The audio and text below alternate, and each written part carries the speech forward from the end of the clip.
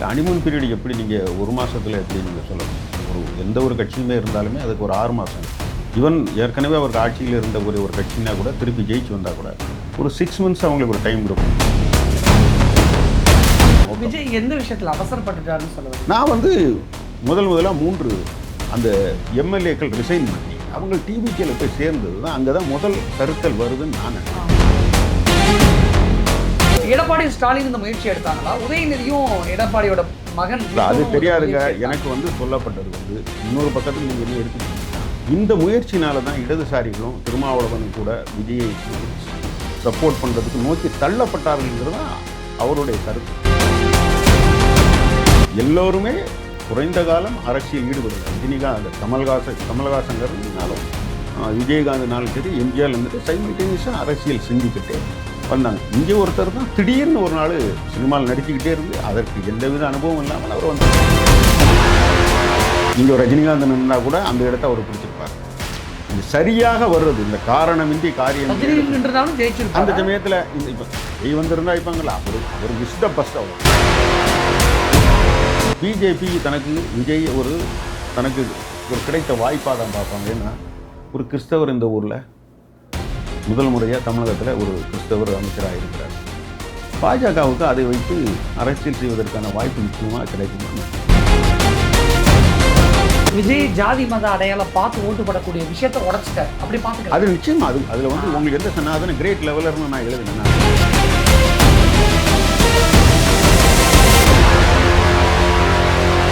வணக்கம்.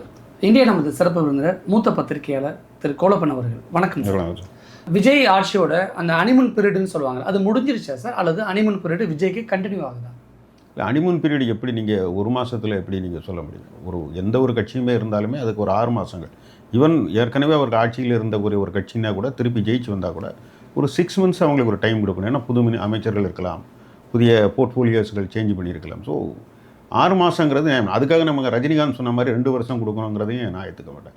அதான் ஒரு மாதம் தானே ஆயிருக்கு. அதனால் அவங்க அதில் முதல் கொண்டு அதில் இருக்கக்கூடிய பெரும்பாலான எல்லாருமே முதல் தடவையாக இந்த தேர்தலில் நின்று ஜெயிச்சு வர்றவங்க பெரும்பான்மையானவர்கள். ஸோ அவங்களுக்கு ஒரு போதுமான சமயம் கொடுக்கணும். அந்தந்த சப்ஜெக்டில் நீங்கள் பார்த்தீங்கன்னா அந்த எக்ஸைஸ் மினிஸ்டர் ஒரு வார்த்தை சொல்கிறாரு, நான் 4 நாளாக நான் யாரையுமே சந்திக்கலை. ஏன்னா என்னுடைய துறை தொடர்பாக நான் தெரிஞ்சுக்கிட்டு நான் அதை பற்றி பேசணும். அதுக்காக தான் நான் இது வரைக்கும் நான் பத்திரிகையாளர்கிட்ட பேசலேன்னு சொன்னார். ஸோ அந்த ஆட்டிடியூடு எனக்கு பிடிச்சிருக்கு. அது ஒரு நல்ல விஷயம் தான். ஸோ இந்த மாதிரி எல்லா துறையிலும் இருக்கிறவங்களுக்கும் எல்லா அமைச்சர்களுக்கும் கொஞ்சம் காலம் தேவைப்படும் அவங்களுக்கு தொடர்பான துறை. ஏன்னா இது நலத்திட்டங்கள் அப்படி மட்டும் கூட அதில் ஒவ்வொரு துறையிலையும் அது தொடர்பான சில சட்டங்கள், ரூல்ஸு, ரெகுலேஷன்ஸ் எல்லாமே இருக்குது. இதை பற்றிலாம் நீங்கள் தெரிஞ்சுக்கணும். ஒரு சென்டர் ஸ்டேட் ரிலேஷன்ஷிப்பு இதில் இப்போ ஒரு மினிஸ்டர் வந்திருக்கிறாரு. அவனுக்கு நேற்று கூட நிர்மல்குமார் சொல்கிறார் இல்லையா, அந்த சட்ட அமைச்சர், நமக்கும் மேகத்தத்தில் இருக்கிற அணை இருக்குது. அது ஒரு இன்டர் ஸ்டேட் ரிலேஷன்ஷிப்பில் இருக்கக்கூடிய சில பிரச்சனைகள் எல்லாம் அவர் தெரிஞ்சிருக்கணும். ஸோ அதனால் நம்ம எடுத்த உடனே அதை அவர்களுக்கு ஹனிமூன் பீரியடு ஓவர்னு சொல்ல முடியும். ஆனால் சில விஷயங்கள் இந்த அரசு அவங்க அந்த ஹனிமூன் பீரியடை மிஞ்சி செயல்படுறாங்கன்னா தேவையில்லாத சில விஷயங்கள் செய்கிறாங்க. அது மட்டும்தான் ஒரு நெகட்டிவான இதெல்லாம் தேவையில்லாமல் இப்போ பார்த்தீங்கன்னா நான் என்ன சொல்ல, அது அவங்க விருப்பம். அது என்னென்னா, இன்று தமிழகத்தில் அவர் ஒரு ஆட்சிக்கு வந்திருக்கிறார். ஒரு தனி பெரும்பான்மை அந்த கட்சிக்கு இல்லை. ஆனால் இருக்கிறதுலே அதிகமான தொகுதிகளை வெற்றி பெற்ற ஒரு தனி கட்சியாக அவர்கள் வந்திருக்கிறார்கள். இப்போ அவர்களுக்கு ஆட்சி அமைப்பதற்கு ஆதரவு தேவைப்படுகிறது. இந்த ஆதரவை வழங்க முன் வந்திருப்பவர்கள் 2 கம்யூனிஸ்ட் கட்சிகள். காங்கிரஸ் உடனடியாக போய் கொடுத்துட்டாங்க. அதன் பிறகு விடுதலை சிறுத்தைகள் கட்சி, இந்திய யூனியன் முஸ்லீம் லீக். நீங்கள் இதை எப்படி எடுத்துக்கணும்னா, இந்த 4 கட்சிகளுமே அவர்களை நம்பலாம். எடுத்தோம் கவிழ்த்தோம் என்று போடக்கூடிய கட்சிகள் இல்லை. நீங்கள் உங்களை அரசியல் சார்ந்து தான் அவங்க கொடுக்குறாங்களே தவிர தங்களுடைய தனிப்பட்ட நலன் சார்ந்து அவர்கள் இந்த அரசுக்கு ஆதரவு கொடுத்துருக்குறாங்கன்னு நான் நம்பலை. எனக்கு அமைச்சர் கொடுங்க அப்படின்னு அவங்களாம் கேட்கல. 2 கம்யூனிஸ்ட் கட்சி, ஈவன் திருமாவளவன் அவர்களுடைய விடுதலை சிறுத்தைகள் கட்சி கூட நிபந்தனையற்ற ஆதரவு தான் கொடுத்தாங்க.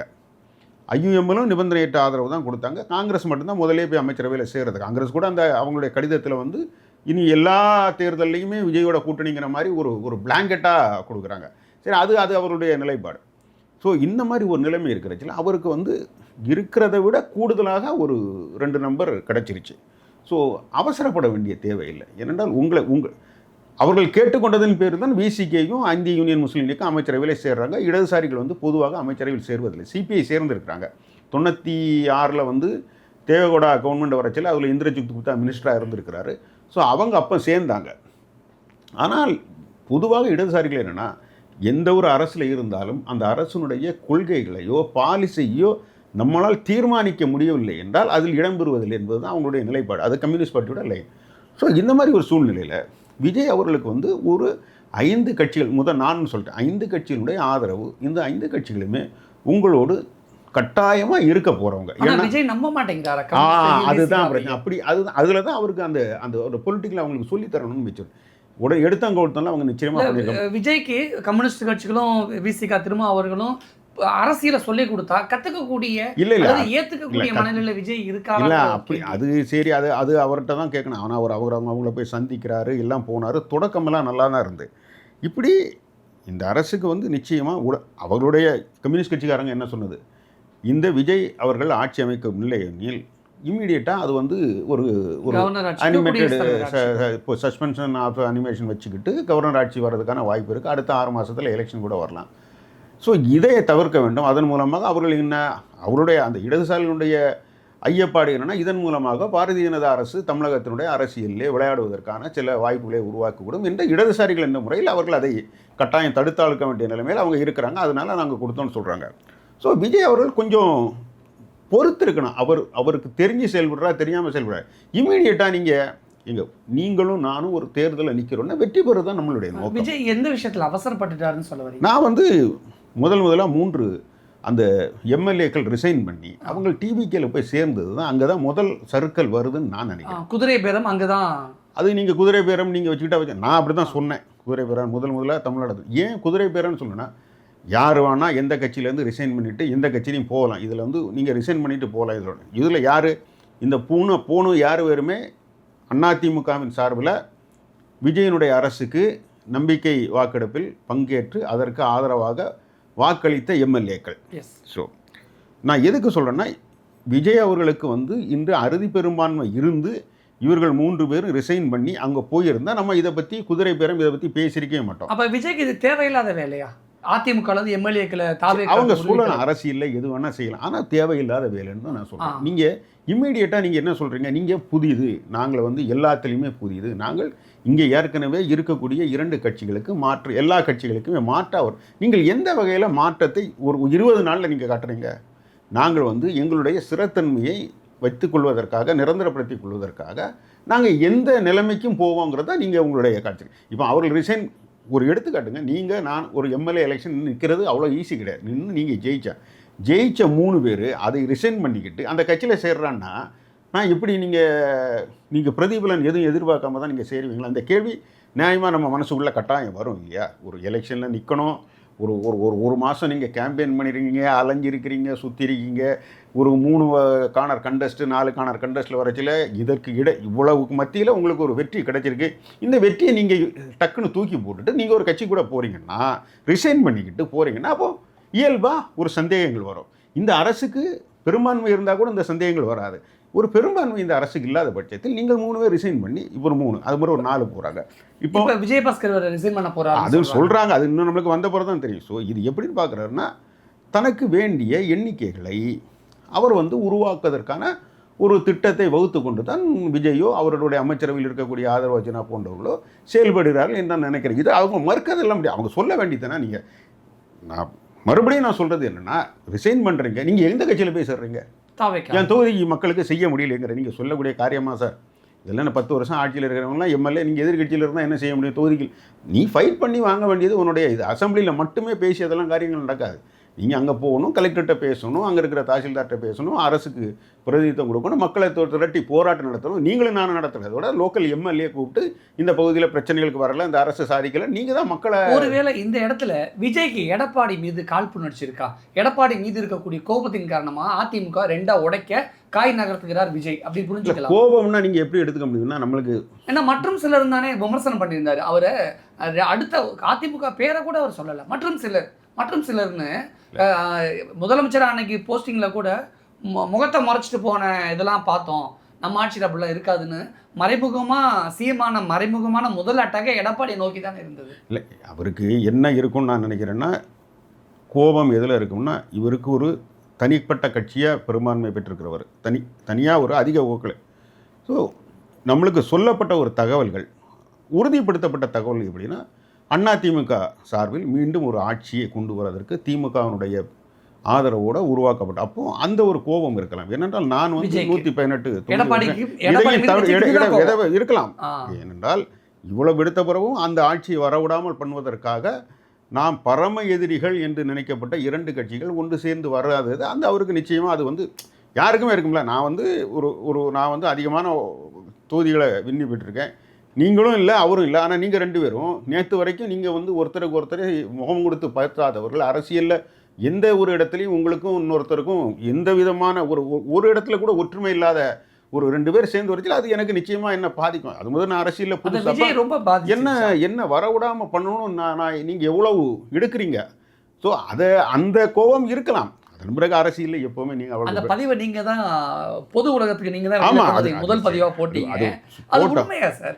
அதில் இல்லாமல் எப்படி எடப்பாடி பழனிசாமியோட இந்த மாதிரியான ஒரு பத்திரிகையில் நாங்கள் வந்து ஒரு உண்மைக்கு புறமான ஒரு செய்தியெல்லாம் போட்டுட்டு நாங்கள் எடப்பாடி ஸ்டாலின் இந்த முயற்சி எடுத்தாங்களா? உதயநிதியும் எடப்பாடியோட மகன் அது தெரியாதுங்க. எனக்கு வந்து சொல்லப்பட்டது வந்து இன்னொரு பக்கத்தில் நீங்கள் என்ன எடுத்துக்கிட்டிங்கன்னா, இந்த முயற்சினால தான் இடதுசாரிகளும் திருமாவளவனும் கூட விஜயை சப்போர்ட் பண்ணுறதுக்கு நோக்கி தள்ளப்பட்டார்கள்ங்கிறது தான் அவருடைய கருத்து. வெளிப்படையாக சொல்லப்படவில்லை. விஜய் என்பவர் ஜெயித்திருக்கிறார், 108 தொகுதிகளை வின் பண்ணியிருக்கிறார். அவர் யாரோடையும் கூட்டணி வைக்கவில்லை, நாமும் அவருடன் கூட்டணின்னு இருக்கவில்லை. ஆகவே இந்த அரசை எப்படியே நடத்தணும்னா அது அவருடைய தலையெழுத்து. அப்படி தான், தட் இஸ் ஹிஸ் ரெஸ்பான்சிபிலிட்டி. அதனால நம்ம வந்து திமுக அணியிலேருந்து வெற்றி பெற்றிருக்கோம், நம்மளுக்கும் அதுக்கும் சம்மந்தங்கள் மாதிரி தான் இருந்தாங்க. ஆனால் இடதுசாரிகளையும் திருமாவளவனையும் கூப்பிட்டு பேசி இப்படி ஒரு முயற்சி இருக்கிறது. அதிமுக தலைமையில் ஒரு ஆட்சி அமைப்பதற்கு திமுக உதவ போகிறது, அதுக்கு நீங்கள் வரலாம்ங்கிற ஒரு கேள்விக்கு சொன்ன பிறகு தான் நீங்கள் அதுக்காக அவர்கள் வற்புறுத்தப்படவில்லை, இருந்தபடி ஒரு ஐடியா இருக்குன்னு சொல்லியிருக்கிறாங்க. அதன் பிறகு தான் இடதுசாரிகளும் திருமாவளவனும் என்ன முடிவு பண்ணுறாங்கன்னா, பாஜக அணியில் இருந்து வெற்றி பெற்று அதிமுகவுக்கு நாம் ஆட்சி அமைப்பதற்கு நாம் கொடுக்க முடியாது ஒரு ஸ்டாண்ட் எடுத்துகிட்டு அந்த மாதிரி ஒரு பட்சத்தில் இவங்க வேறு ஏதாவது முயற்சி எடுக்கிற பட்சத்தில் நம்ம போவோம்னு சொல்லிக்கிட்டு தான் நம்ம விஜய்க்கு அந்த சமயத்தில் சைமல்டேனியஸாக விஜய் கட்டாயம் அணுகியிருப்பார் இல்லையா. அது முன்னாடி அணுகுனாரா பின்னாடி கட்டாயம் அவங்கள்ட்ட பேசிட்டார், நீங்கள் எனக்கு ஆதரவு கொடுங்க நான் சொல்கிறேன். இப்போ திருமாவளவன் என்ன வரைக்கும் நீங்கள் அமைச்சராக வரைக்கும் அவருக்கு இருக்கிறதுக்கெலாம் ஆஃபர் பண்ணியிருக்காரு. அமைச்சரவையில் 3வது நிலைமை இருக்கிறதுக்கு அவர் கேட்ட போர்ட்ஃபோலியோ கொடுத்து எடுக்கிறதுக்கு நீங்கள் என்னை வழிநடத்துங்கள் என்று சொல்கிற அளவுக்கு அவர் பேசியிருக்கிறார். விஜய் வந்து திருமாவகிட்ட பேசியிருக்காரு. ஆனால் என்னென்னா அவர் வந்து வேண்டான்னு அவர் முதல் அது இதற்கு முன்னாடி ஒரு தடவை திருமாவளவனை முதலாக்குவதற்கு கூட ஒரு முயற்சி நடப்பட்டது அதிமுக திமுகவும் சார்பில். அதுவும் அவர் அப்படி பார்த்தா விஜய் எடப்பாடி மீது கோவப்பட்ட மாதிரியே திருமாவளவன் அவர்கள் மீது கோவப்படல. திருமாவளவன் அது ஒத்துக்கலையா? அவரை திருமாவளவன் கேட்குறேன், திருமாவளவன் போய் என்ன பண்ணுங்கன்னு சொல்லி. அதனால விஜய்க்கு திருமாவளவன் மீது சாஃப்ட் கார்னர் இல்லை. சாஃப்ட் கார்னர்னா எப்படின்னா, திருமாவளவன் போய் இப்போ திருமாவளவன் அவருடைய அரசியல் இதை அவர் அறிந்திருப்பார். ஏன்னா அவர் மற்றவர்களை விட எனக்கு தெரிஞ்ச அளவுக்கு அரசியலில் நல்ல ஆழங்கால் பட்டவர்னு என்னுடைய தனிப்பட்ட அவருடைய நான் உரையாடி இருக்கிறேன். அவருடைய அரசியல் புரிதல் என்பது ஒரு சாதாரண புரிதல், மிக ஆழமான புரிதல் உடைய. 2 தொகுதியில் வெற்றி பெற்ற ஒரு கட்சியை முதல்வராக்க முன்வதுன்னா அது எத்தனை நாள் நீடித்திருக்கும் என்ற கேள்வி. அதன் பிறகு திருமாவளவனே ஒரு சட்டப்பேரவை உறுப்பினராக இல்லை, அவரும் நாடாளுமன்ற உறுப்பினராக இருக்கிறார். இந்த மாதிரி ஒரு கட்டத்தில் 1000 கேள்விகள் வரும் இவர் பகுதிக்கு பின்னர். ஸோ அவர் அந்த விதத்தில் ஒரு முடிவு எடுத்துட்டார். என்ன நீங்கள் வேணால் என்ன சொல்லியிருக்கிறார், தமிழ்நாட்டில் நீங்கள் ஒரு தலித்த முதல்வர் ஆகியிருந்தாருன்னு ஒரு வரலாற்றில் ஒரு 3 நாள் 1 மாதம் 4 மாதம் 5 மாதம் கூட போயிருக்கலாம். இதுதான் நடந்திருக்குமே தவிர ஒரு நீடித்திருப்பதற்கான வாய்ப்புகள் குறைவு என்று தான் என்னுடைய கணிப்பு. ஆனால் விஜயோட இந்த 20 நாள் ஆட்சியில் சட்டம் ஒழுங்கு சரியில்லை, அது இதுன்னு எக்கச்சக்க குற்றச்சாட்டுகள் வந்துக்கிட்டே இருக்கு. இல்லைங்க, நீங்கள் வந்து சட்டம் ஒழுங்கு நீங்கள் எப்படி பார்க்கணுன்னா, இப்போ ஒருத்தர் போய் இன்னொருத்தரை வெட்டுறாரு, இது 2 தனிநபர்களுக்குள்ள இது வந்து நம்ம நீங்கள் என்ன பண்ண முடியும்? என் மனசுக்குள்ள நான் வந்து என் கத்தியை கண்டுக்கிட்டே இருக்கிறேன்னு என்ன எல்லாருமே மானிட்டு பண்ணிகிட்டு இருக்க முடியாது. திடீர்னு ஒரு சண்டை வந்து வெட்டிடுறோம். பட் பெண்களுக்கான இதெல்லாம் ஒரு குறைந்தபட்சம் ஒரு பயத்தை தான் உருவாக்க முடியும். நாம் வன்முறையில் ஈடுபட்டால் இந்த அரசு அல்லது இந்த காவல்துறை நம்ம மீது கடுமையான நடவடிக்கையை நம்ம சந்திக்க வேண்டியிருக்கிறது. ஒரு பயம் இருக்கு. நீங்கள் வந்து எப்படின்னா ஏற்கனவே ரெக்கார்டடுக்கு கிரிமினல்ஸ்னு இருக்கிறாங்கல்ல, நீங்கள் அவங்கள கண்காணிக்கிறது தான் ரொம்ப முக்கியம். இது தவிர இரு தனிநபர்களுக்கிடையே பிரச்சனை, ஒரு திருட்டு இதெல்லாம் நடக்கிறத நம்ம பெருசாக ஒரு லா அண்ட் ஆர்டராக நீங்கள் சொல்ல முடியாது. அது எல்லா காலத்துக்கட்டத்துலையும் நீங்கள் வந்து நடந்துக்கிட்டு தான் இருக்கும். திடீர்னு ஒரு ரோட்டில் ஒரு பொண்ணு இருந்து செயினை ஸ்நாச் பண்ணிட்டான், அது பண்ணிட்டா. ஆனால் அரசுடைய பணிக்கு நீங்கள் இந்த ஹார்டன்டு கிரிமினல்ஸ்னு சொல்கிறோம் இல்லையா, இவங்களை வந்து மானிட்டர் பண்ணிக்கிட்டு இருக்கலாம். இவங்க கேங் வாரு, இதனால சட்டம் ஒழுங்கு பிரச்சனை, இதை தடுக்க முடியும். பெண்களுக்கு எதிரான குற்றங்கள், பெண்களுக்கான குதிரமை இப்போ நான் செய்கிறேன்னு உங்களுக்கு எப்படி தெரியும்? சின்ன சின்ன ஈவெண்ட் நடக்குது, அதுக்காக நான் அதை எதுவும் நியாயப்படுத்தலை. நான் டக்குன்னு போய் பண்ணிட்டேங்க. என்ன நான் இதில் மாதிரி ஈடுபடுறவனு எனக்கு ஒரு பேக்ரவுண்டே இல்லை, நான் திடீர்னு போய் பண்ணிட்டேன். இதே விமர்சனத்தை அதனால தான் நான் சொல்கிறேன், நீங்கள் வந்து அதை கிளியராக பிரித்து பார்க்கணும்னு சொல்கிறேன். சட்டம் ஒழுங்குறது என்பது என்ன ஒரு பெரிய நீங்கள் அவர் வந்து சட்டம் ஒழுங்கை பற்றி விஜய் மட்டும் நீங்கள் 96களில் அவர் வந்து தமிழ்நாட்டில் நடந்த சாதி சண்டைகளையோ மத சண்டைகளையோ பற்றி அவருக்கு தெரிஞ்சிருக்காதுன்னு நான் நினைக்கிறேன். அதுதான் சட்டம் ஒழுங்கு. நீங்கள் வந்து 2 மாதமாக ஒரு ஒரு ஒரு ஊர்களுக்கு பஸ்ஸு போகாது, போலீஸு எல்லா ஊர்களையும் போஸ்டிங் போட்டு வச்சுருப்பாங்க. நீங்கள் கொடியங்குளம் அந்த பிரச்சனை, அதன் பிறகு தென் மாவட்டங்கள் நடந்த சாதி கலவரங்கள், கன்னியாகுமரி மாவட்டத்தில் நடந்த மத கலவரங்கள், இதெல்லாம் பார்க்குறதுக்கு அதுதான் அங்கே வந்து ஒரு நார்மல் லைஃபே பாதிச்சுப்பட்டு பெரிய பிரச்சனையாக இருக்கும். இதை போய் எல்லாத்தையும் போய் சின்ன சின்ன மட்டும் இதுக்காக நான் அது வந்து குற்றம் இதெல்லாம் இல்லை. இப்போ ஒரு நம்ம இவரை ஆம்ஸ்ட்ராங்கை கொள்கிறாங்க, இப்போ அதை அது அவங்க ஃபாலோ பண்ணியிருக்கணும். ஒரு இன்டெலிஜென்ஸுக்கோ இதுக்கோ யாருக்கு த்ரெட்டு பெர்செப்ஷன் இருக்குன்னு பார்க்கணும். அந்த கொலை நடக்கும் பட்சத்தில் அதனுடைய பின் விளைவுகள் எப்படி இருக்குங்கிறது இருக்குனால அதையெல்லாம் தடுக்க வேண்டியதான் போலீஸுக்கு இருக்குது. மற்றபடி எல்லா விஷயத்துலையும் போய் போலீஸ் எப்படி பண்ணி. அப்போ எதிர்கட்சிகளுடைய குற்றச்சாட்டுங்கிறது பொறாமை, அரசியல் பொறாமையா, அக்கௌண்டபிலிட்டி பாலிடிக்ஸா? இல்லை, அக்கௌண்டபிலிட்டி பாலிடிக்ஸ் தான். நீங்கள் வந்து நடவடிக்கை எடுக்கணும். நீங்கள் எப்போவுமே யார் இதில் ஈடுபடுவாங்கன்னு உங்களுக்கு தெரியும் இல்லையா? இந்த மாதிரி ஒரு பிரச்சனைகள் வரச்சில, ஒரு வயலன்ஸு இது மாதிரி இருக்கல, அவங்கள கட்டுக்குள்ள ஒரு பயத்தை உருவாக்க வேண்டியது. எந்த கிரிமினலும் ஒருத்தரே வெளியே போய் நம்ம செஞ்சால் நம்மளை போலீஸு கட்டம் கட்டிடுவாங்க, நம்ம இருக்கணும். இந்த ஒரு பயத்தை ஏற்படுத்துறது தான் நீங்கள் சட்ட ஒழுங்கை நீங்கள் மெயின்டைன் பண்ண முடியும். சிலது நம்ம கைமீறி போகிற விஷயங்கள ஒன்றும் இருக்க முடியாது. நான் எது சட்ட ஒழுங்குன்னு நான் சொல்லுவேன்னா, ஒரு எடுத்துக்காட்டுக்கு நீங்கள் வச்சுங்க, கள்ளக்குறிச்சியில் வந்து சாராயம், கள்ள சாராயம், அதை சட்ட ஒழுங்கு. ஏன்னா அங்கே திடீர்னு ஒரு நாள் நடக்கலை, எத்தனையோ நாள் நடந்திருக்கு. ஒரு நாள் வந்து அதை குடித்து செத்துட்டு, அப்போ அங்கே இருக்கிற போலீஸுக்கு அது தெரிஞ்சே தான் அது நடந்துகிட்டு இருக்கணும் இல்லையா? இப்போ அது வரைக்கும் என்ன பண்ணாங்க? கண்டுக்கவே இல்லை. ஸோ ஒரு 50 பேர் செத்த பிறகு தான் செங்கல்பட்டில் நடந்த சாராய விபத்து. இதுதான் நீங்கள் வந்து அங்கே தான் நீங்கள் வந்து இப்போ அரசோ காவல்துறையோ ரெவென்யூ நிர்வாகமோ தோற்று விட்டது என்று நம்ம சொல்ல முடியும். ஓகே, என்ன அது உங்கள் கண்ணு முன்னாலே தெரிஞ்சிருக்கு, நீங்கள் அதை தடுத்து விட்டீங்க, அது ஒரு இதில் போய் முடியுது. நீங்கள் நினச்சிருந்தா அதை தடுத்துருக்க முடியும்னு நான் சொல்கிறேன். விஜயோடைய தேர்தல் பேச்சுக்கும் இப்போ முதலமைச்சர் ஆனதுக்கு அப்புறம் அவருடைய செயல்பாடுகளுக்கும் என்ன வித்தியாசம்?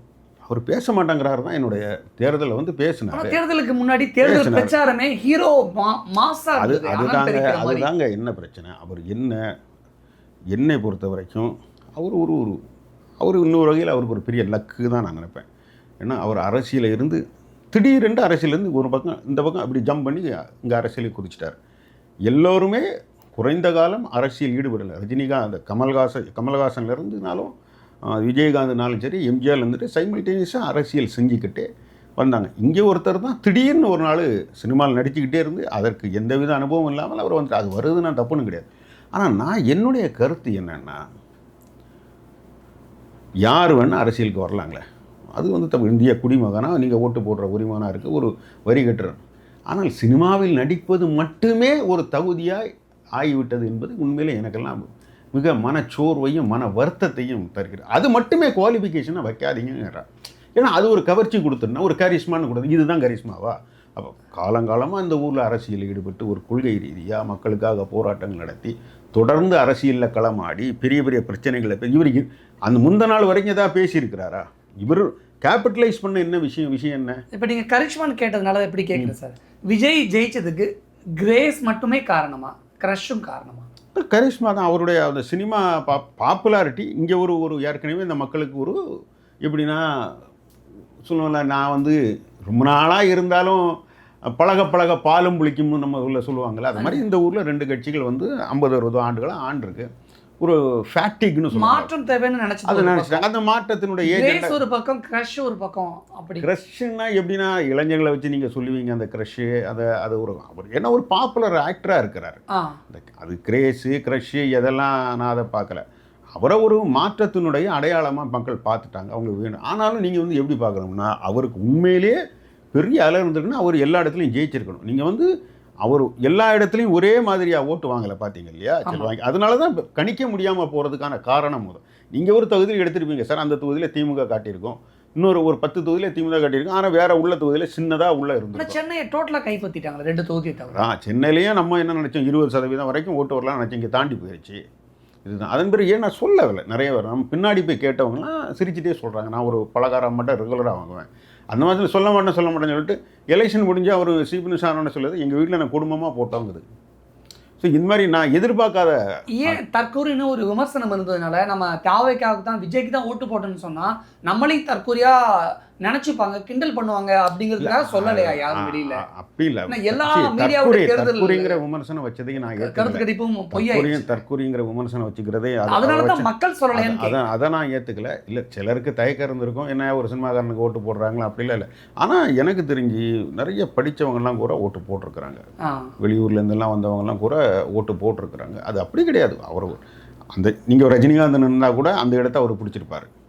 இது சரியாக வர்றது இந்த காரணமின்றி காரியம் அந்த சமயத்தில் இந்த இப்போ விஜய் வந்திருந்தா இப்போங்களா அவர் மிஸ் த பஸ் அவ்வளோ இருந்தால் கூட அவருக்கு ஒரு ஆல்டர்னேட்டிவாக ரஜினிகாந்துக்கு ஒரு வாய்ப்பு கிடைச்சிருக்குன்னு தான் நினைக்கிறேன். அளவுக்கு விஜயோட வெற்றி அதாங்க நம்ம நடக்கலையே. இப்போ எம்ஜிஆரே நீங்கள் ஒரு பை எலெக்ஷன்னு மெதுவாக தானே வராரு. ஆனால் எம்ஜிஆர் கூட திமுகவில் அரசியலாக இருக்கிறார், திமுகவில் இருந்து எம்எல்ஏவாக இருந்திருக்காரு, 2 தடவை எம்எல்ஏவெல்லாம் இருந்திருக்கிறாரு. ஸோ ஜெயலலிதா வந்து பார்லமெண்ட்டில் எம்பியாக இருந்திருக்கிறாங்க. அவங்க திருப்பி கட்சியை கைப்பற்றினா அந்த அந்த அமைப்பு மொத்தமாக அவருது. இவருக்கு தான் ஓவர் நைட்டு ஒரு இதனால தான் நம்ம என்னென்னா அவரை ஒரு ஒரு ஒரு ஒரு ஃபேட்டிக்னு சொல்கிறேன். நான் மறுபடியும் சொன்னேன், அந்த ஃபேட்டிக்டு யூஆர் ஃபேட்டிக்டு வித் சிஸ்டம். அதில் யாருக்கு போடணும்னு நினச்சிங்க, இவர் வந்தார். சீமானுக்கு வந்து நீங்கள் அந்த கரிஸ்மா வரலை. ஏன்னா அவர் இவரை விட பெரிய அரசியலில் களமாடி ஒரு ஐடியாலஜிக்கலாக தமிழ் தேசியம் இதெல்லாம் பேசினா கூட இவருக்கு சினிமாவில் உருவாக்கப்பட்ட ஒரு கல்ட்டு நம்மளை விஜயை நம்பினாங்க. இதான் நான் சொன்னோம்ல, அந்த திரைப்படம் உருவாக்கின ஒரு ஒரு ஒரு ஒரு ஒரு பிம்பம் இருக்குல்ல, இமேஜ் இருக்குல்ல, அந்த இமேஜ் தான். ஏன்னா அவர் தமிழ்நாட்டில் நான் ஒரு பெரிய சிறந்த நடிகர்லாம் நான் சொல்ல மாட்டேன், அவர் பெரிய பாப்புலர் நடிகர். அவருடைய படம் தான் வெற்றி பெறும் அப்படி தான் நான் நம்புகிறேன்னு தவிர அவர் பிரமாதமான ஒரு நடிகர்னு அப்படிலாம் சொல்ல மாட்டேன். மிகச்சிறந்த நடிகர், பாப்புலர் நடிகர். அவர் படம் தான் நான் அவரை படத்தை நம்பி நான் இன்வெஸ்ட் பண்ணேன், அந்த படம் ஓடும். அதனால என் தயாரிப்பாளர் போனால் அந்த மாதிரி பாடல்கள் இருக்குது, ஆடல்கள் இருக்குது. இந்த மாதிரி இளைஞர்களுக்கான எல்லா விதமான என்டர்டெயின்மெண்ட் அவருடைய திரைப்படங்கள் இருந்தது. அவர் வெற்றி பெற்றார். சீமான் என்ன சினிமாவில் அவர் ஒரு பெரிய ரோல்லாம் ஒன்றும் கிடையாது. அவர் சின்ன சின்ன டைரக்டராக அப்படி இருந்திருக்காரு, அவர் பெரிய ரோல்லாம் ப்ளே பண்ணது இல்லையா. அவர் அந்த அதில் இருந்து இப்படி வராது. எல்லாருக்கும் ஒன்று தேவைப்படுதுங்க. நான் அரசியலே இல்லை, எனக்கு திடீர்னு இதனால தான் பாருங்கள், உதயநிதி கூட ஒரு 4 படங்களில் நடிக்கணும்னு நினைக்கிறாரு. எல்லாத்தையுமே கொடுக்காது ஒரு மிகப்பெரிய ஊடகம் அது இல்லையா. நீங்கள் எதையும் நினச்சி பார்க்காது. இப்போ ஒரு மாமன்னன் ஒரு படம் வந்தோன்னா எல்லோரும் நம்ம பேசணுமா இல்லையா? ஒரே நாள் ஒரு தலித் பாலிடிக்ஸை பேச. அதுக்கு முன்னால் அவர் படம் பேசின படத்தை நம்ம ஒன்றும் பெருசாக பேசலை. இப்போ விஜயுடைய படங்கள் ஏதாவது மிகச்சிறந்த படங்கள், பெரிய சமூக கருத்துக்கள் அல்லது வரலாற்று ரீதியாக வெறு திரைப்படத்துறையில் ஒரு மாற்றத்தை உருவாக்க கண்டென்ட் ரீதியாக தீம் ரீதியாக அதெல்லாம் ஒரு பெரிய சிறந்த படங்களை நான் எதையுமே என்னால் சொல்ல முடியும். கத்தியில் விவசாயிகளுக்கு ஆதரவாக பேசிட்டு விவசாயிகளுக்கு எதிராக பேசிட்டாரு, விவசாயிகளை குற்றம் சாட்டுறாங்க. சரி, அது அவரு தான் சினிமானாலே அதுதாங்க. சினிமாலே எல்லா விதமான சமரசங்களும் செய்து கொண்டு இருக்கக்கூடியது தான் சினிமா. அதனால் அது அப்படி இருக்கலாம். பட் ஆனால் அவர் அந்த ஒரு மாற்றத்தினுடைய அடையாளமாக ஏஜெண்ட் ஆஃப் சேஞ்சாக வந்திருக்கிறாரு. அதனால விஜய் ஒரு மாற்றம் அப்படி தான் வந்திருக்கு. நீங்கள் விஜய் முதலமைச்சர் வந்ததுக்கப்புறம் தாவேக்கோட அமைச்சர்களாக இருக்கட்டும், 2ஆம் கட்ட தலைவர்களாக இருக்கட்டும், ஊரில் இருக்கக்கூடிய அடுத்தடுத்த கட்ட தலைவர்களாக இருக்கட்டும், ஆய்வுங்கிற பேரில் கடைக்கு போயிட்டு முறுக்கு எடுத்து சாப்பிட்றது, பஸ் ஸ்டாண்டுக்கு போயிட்டு நீ ஏன் முன்கூட்டியே அட்வான்ஸ் டிக்கெட் புக் பண்ண, நான் சாப்பிடல நீ சாப்பிட்டுட்ட அப்படின்னு சொல்ற விஷயமா இருக்கட்டும், 100 பேர் படையெடுத்து போய் ஹாஸ்பிட்டலில் போய் சோதனை பண்ற விஷயமா இருக்கட்டும், கலெக்டர் கார் நிற்கிற இடத்துல போயிட்டு அதே இடத்துல போய் காரை போய் நிப்பாட்டிட்டு படிக்கட்டில் ஏறுறதுலேருந்து வீடியோ எடுத்துட்டு அவங்களுக்கு எப்படின்னா ஒரு சோஷியல் மீடியாவை டீல் பண்ற ஒரு பயங்கரமான ஒரு டீம் இருக்கு. ஒரு அரசு அலுவலகத்துக்குள்ள போய் இதெல்லாம் பண்ணலாமா? அதுதான் எடுக்கிறாங்க. ஒரு அமைச்சருங்கிற முறையில் ஒரு எம்எல்ஏங்கிற முறையில் நீங்க வந்து சில இடங்கள்ல போறதுல ஒன்றும் தப்பு இல்லை. எம்எல்ஏ போனாங்க சார், அதுதான் திமுகவுக்கு. ஒரு பொண்ணு நர்ஸா பேசிக்கா ஒர்க் பண்றாங்க, தாவேக்கால வட்ட செயலாளர் ஏதோ ஒரு பொறுப்பு, 100 பேர் 50 பேர் ஹாஸ்பிட்டல் கூட்டிட்டு கவர்மெண்ட் ஹாஸ்பிட்டல் கூட்டிட்டு போயிட்டு விஜய் தலைமையின் கீழே செயல்படக்கூடிய ஹாஸ்பிட்டல் சரியில்லைங்கிற மாதிரி குற்றம் சாட்டுறாங்க. அதுதான் ஆர்வ கோளாறுன்னு சொல்ல. நீங்கள் வந்து திமுகவுடைய ஒரு காலகட்டத்தில் திமுகவுக்கு மேலே வைக்கப்பட்ட மிகப்பெரிய குற்றச்சாட்டு கரை வேட்டிகள் கட்டி கொண்டு அரசு அலுவலகங்களில் எல்லாரும் பத ஆரம்பித்து அதிகாரிகளை மிரட்டுறது, காரியம் சாதிக்கிறது என்பது ஒரு குற்றச்சாட்டு இல்லாமல் இல்லை, இருந்தது. அதற்கு எதிராகவும் மாறியது. இவர்கள் வந்து எல்லாத்திலையும் தலையிடுகிறார்கள். அரசியல் எம்எல்ஏக இல்லாதவர்களும் அந்த கட்சியில் இருக்கிறவங்க கரை வேட்டியை கொண்டு வருவார்கள் ஒரு குற்றச்சாட்டு தமிழகத்தில் ஒரு பெரும்பாலான இடங்களில் வைக்கப்பட்டது. அது ரொம்ப அதே மாதிரி தான் இவங்க செயல்படுறாங்க. ஏன்னா இவங்களுக்கு ஒரு ஆர்வக்கோளாறு. இது வரைக்கும் அதிகாரங்கிறது ஒரு பெரிய கருவிங்க. இதை வச்சு நீங்கள் எது ஒன்றா செய்யலாம் இல்லையா? நேற்று வரைக்கும் ஒன்றுமே பார்க்காதவன் திடீர்னு பெரிய கருவியா அதிமுக திமுக இருந்துச்சு. இப்ப தாவேக்கு இந்த அவங்களுக்கு அப்படித்தானே கருவியா இருக்கா, போதையா அவங்க பார்க்குறாங்க. போதை ரீல்ஸ் மோகம் நடுவில் வருது, அதனால கேட்குறேன். இல்லை போதைன்னா அப்படியும் கிடையாது. அவன் இருக்கிறான், இன்றைக்கி இருக்கிற மாடர்ன் டெக்னாலஜி அவன் அதை போட்டுக்கணும்னு நினைக்கிறான், தான் போகிறத நினச்சிக்கிட்டு இருக்கிறான்.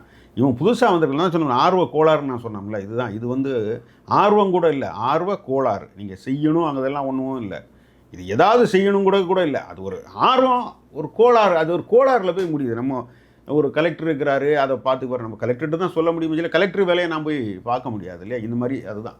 விஜய் முதலமைச்சர் வந்ததுக்கப்புறம் தேர்தல் வாக்குறுதிகள் ஒவ்வொன்றா நிறைவேற்றப்படுது அப்படின்னு நினைக்கிறீங்களா, அல்லது மக்களுடைய எதிர்பார்ப்பு அதிகமாக இருக்குது, செயல்பாடு குறைவாக இருக்குது, அப்படி பார்க்கணுமா? இல்லை, இன்றைக்கி 20 நாளை வச்சுட்டு நீங்கள் எப்படி கேட்க முடியும்? அவர் ஃபைனான்ஸ்லாம் ஸ்டடி பண்ணணுங்க. இப்போ அவர் சொன்ன அந்த 1000 ரூபாயை போட்டுட்டார், அவ்வளோதான். அவர் 2500 கொடுத்ததுங்கிறது இன்னும் வரலை.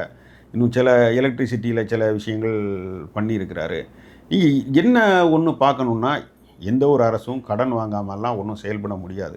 ஆனால் நம்ம ஊரில் பல துறைகள் வந்து மிக மோசமான நிலைமையில் தான் இருக்குது. சம்பளம் கொடுக்கறது, நஷ்டத்தில் இயங்குபவை, காலங்காலமாக இயங்கி மறுபடியும் கடன் வாங்கி நடத்தக்கூடிய நம்ம நிறைய துறைகள் இருக்குது. நலத்திட்டங்கள் என்னும் முறையில் நம்ம நிறைய செலவு பண்ணுறோம். அது ஒரு அரசு செய்யப்படும். ஆனால் ப்ரையாரிட்டிங்கிறத நம்ம என்றைக்குமே அதை ஃபிக்ஸ் பண்ணல. எதுக்கு முதல் உரிமைங்கிறது ஒரு அரசுடைய மிகப்பெரிய செயல்பாடாக எது இருக்குன்னா, கல்வி இருக்கும், சுகாதாரம், ஒரு நல்ல நிர்வாகம், எல்லாத்தையும் ஒரு அரசு போய் பார்க்க முடியாது. நீங்கள் அதுதான் சிறந்த கல்வி, சிறந்த சுகாதாரம் வந்து ஒரு மருத்துவமனைக்கு இன்றைக்கெல்லாம் ஒரு மிடில் கிளாஸில் இருக்கிறவன் வந்து நீங்கள் பார்த்தீங்கன்னா, அவன் ஒரு ஹார்ட் அட்டாக்கு வந்து ஒரு பைபாஸ் ஆப்ரேஷன் பண்ணால் அவனுடைய வாழ்நாளுடைய ஒட்டுமொத்த சேமிப்பையுமே அது கரைஞ்சி போயிட்டு நடு ரோட்டில் வர்றது. ஸோ இந்த மாதிரி இதில் வந்து சுகாதாரத்துக்கான இது வந்து அரசு உறுதிப்படுத்த முடியும். ஆனால் நம்ம ஊரில் மக்கள் தொகை அதிகம், அரசு மருத்துவமனைகளில் சிறந்த மருத்துவர்கள் இருக்கிறாங்க. ஆனால் எத்தனை பேர் க்யூவில் இருக்கிறாங்க, இந்த மாதிரி வரும். ஸோ தனியார் இது தான் இதில் இருக்குது. கல்வி ரொம்ப குவாலிட்டியான கல்வியை கொடுக்க வேண்டிய நம்ம எத்தனையோ வருஷம் சொல்லிகிட்டு இருக்கோம். நம்ம மற்ற மாநிலங்களை கம்பேர் பண்ணச்சில நம்ம முன்னேறலாம் வந்திருக்கோம்.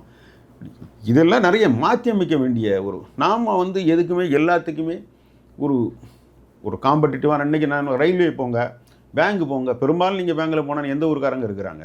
இந்திக்காரங்க. ஏன்னா நம்ம ஊருக்காரங்க வந்து நம்ம வெறும் ஒரு இன்ஜினியரிங் இந்த இதுலேயே போயிட்டோம். மற்ற எந்த துறைகள்லையும் நுழைவதற்கான இது இல்லை. நம்மளுடைய பாலிடிக்ஸ் தானே சார். ஏன்னா பாலிடிக்ஸ் ஏன்னா அப்படிதான். நீங்கள் வந்து இந்த சமூகமும் அதுக்கு ஒரு முக்கியமான காரணம். நீங்கள் வந்து ஒரு 30 ஏக்கர் நிலம் 40 ஏக்கர் நிலம் வச்சுருந்தா கூட உங்களுக்கு வந்து யாரும் இந்த ஊரில் நீங்கள் விவசாயம் பண்ணுறேன்னு சொன்னால் இந்த ஊரில் யாரும் பொண்ணு தர மாட்டாங்க. அந்த மாதிரியான ஒரு சில சூழல்கள் இருக்குது. தொழில் சார்ந்து தான் உங்களுக்கு இந்த ஊரில் சமூகம் வந்து ஒரு மிடில் கிளாஸ் மத்தியில் நீங்கள் ஒரு இன்ஜினியராக இருந்து ஒரு விப்ரோவில் வேலை பார்க்குறீங்க, ஐபிஎம்மில் ஒர்க் பண்ணுறீங்க, டாட்டாவில் ஒர்க் பண்ணுறீங்கன்னா உங்களுக்கு ஒரு தரம் அமையும். நான் சொல்கிறது இது ஒரு நடவடிக்கை, எல்லாருக்கும் அப்படி இருக்கணும் இல்லை. நம்ம இதே நான் 30 ஏக்கர் வச்சுருந்தா கூட அவங்க பொண்ணு வரல, அது கஷ்டமாக இருக்குதுன்னு சொல்கிறாங்க. ஸோ இந்த சமூகம் வந்து எப்படின்னா ஒன்றை பார்த்து தான் நடக்குது. ஸோ இதெல்லாம் நம்ம விஞ்ஞானம், பியூர் விஞ்ஞானம்னு சொல்கிறாங்க, ஃபிசிக்ஸ், கெமிஸ்ட்ரி, இதெல்லாம் பயாலஜி இதெல்லாம் வளர வேண்டியது இருக்குது. ஒரு ஹியூமானிட்டிஸ், ஒரு நல்ல வாத்தியார், நல்ல மொழி சொல்லி தரக்கூடிய வாத்தியார், நல்ல ஹிஸ்ட்ரி சொல்லக்கூடிய வாத்தியார் இருந்தால் தான் மாணவர்களுடைய கற்றும் திறன். நம்மளுக்கு இன்றைக்கி பெரும்பாலான ஒரு நடுத்தர வர்க்கத்தினுடைய உச்சபட்ச அபிலாஷை என்னவாக இருக்குது? ஒரு இன்ஜினியரிங் காலேஜில், நல்ல இன்ஜினியரிங் காலேஜில் சேர்ந்து ஒரு கேம்பஸ் இன்டர்வியூவில் போய் ஒரு வேலைக்கு போகிறது தானே. இதை தவிர நம்ம அடுத்த லெவலுக்கு போகிறதுக்கான ஒரு ஆராய்ச்சி இது செய்வதற்கான எதுவுமே இல்லை. அது எனக்கு அது தனிப்பட்ட முறையில் எனக்கு ஒரு வருத்தமாக இருக்குது. இதெல்லாம் ஒரு அரசு செய்யுமா? அதுதான் என்னுடைய இயக்கம். தமிழகத்தினுடைய பல்கலைக்கழகங்களுடைய நிலைமையை நினச்சி பாருங்கள். இப்போ ஜேஎன்யூன்னு நான் போகணும்னு ஆசைப்படுறேன். ரொம்ப எந்த பல்கலைக்கழகத்துலையுமே எந்த தரவுமே கிடையாது.